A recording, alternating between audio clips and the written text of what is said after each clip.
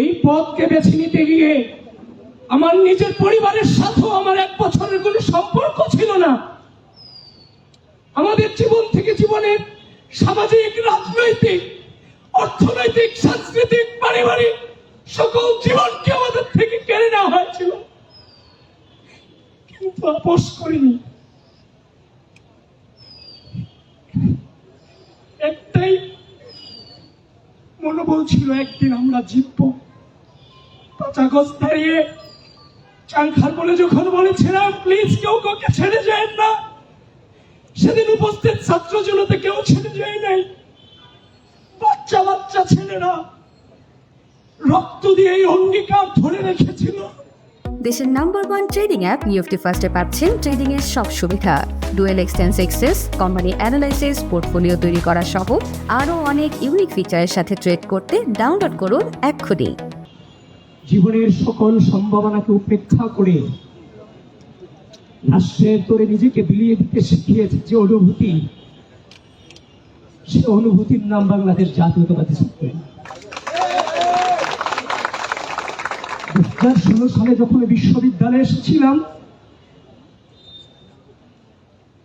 যে রাজনৈতিক অপসংস্কৃতির সাক্ষী হয়েছি, সেখান থেকে পণ করেছিলাম আমি অত্যন্ত ক্ষুদ্র মানুষ।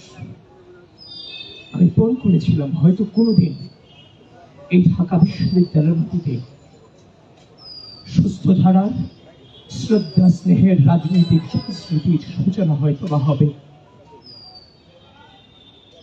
আমি আপনাদের সকলকে বলছি, এই পথকে বেছে নিতে গিয়ে আমার নিজের পরিবারের সাথেও আমার 1 বছরের কোনো সম্পর্ক ছিল না। আমাদের জীবন থেকে জীবনের সামাজিক, রাজনৈতিক, অর্থনৈতিক, সাংস্কৃতিক, পারিবারিক সকল জীবনকে আমাদের থেকে কেড়ে নেওয়া হয়েছিল, কিন্তু আপোষ করিনি। একটাই মনোবল ছিল, একদিন আমরা জিতবো। 5 আগস্ট দাঁড়িয়ে চাংখার বলে যখন বলেছিলাম প্লিজ কেউ কাউকে ছেড়ে যায় না, সেদিন উপস্থিত ছাত্র জনতা কেউ ছেড়ে যায় নাই। বাচ্চা বাচ্চা ছেলেরা রক্ত দিয়ে এই অঙ্গীকার ধরে রেখেছিল। আজকে তাদের এই রক্তের বিনিময়ে অপরাজয় বাংলার পাদদেশে দাঁড়িয়ে একটি গণতান্ত্রিক বাংলাদেশ বিনির্মাণের সূচনা শুরু হয়েছে।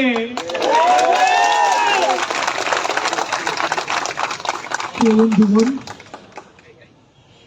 একটা চ্যালেঞ্জের মুখে আমরা 16 সাল থেকে বিশ্ববিদ্যালয়ে ভর্তি হওয়ার পর থেকে আজও পর্যন্ত চ্যালেঞ্জ ফেস করতে করতে আজকের এই জায়গাতে এসেছি। এটাও আমার জন্য অনেক বড় চ্যালেঞ্জ। আমি আনন্দিত নই, তবে চ্যালেঞ্জ মোকাবেলা করার জন্য মানসিকভাবে সর্বোচ্চ প্রস্তুত ইনশাআল্লাহ। এবং সেই চাংখার কোলের মতো বলছি আমরা আবারও বিজয়ী হব ইনশাআল্লাহ।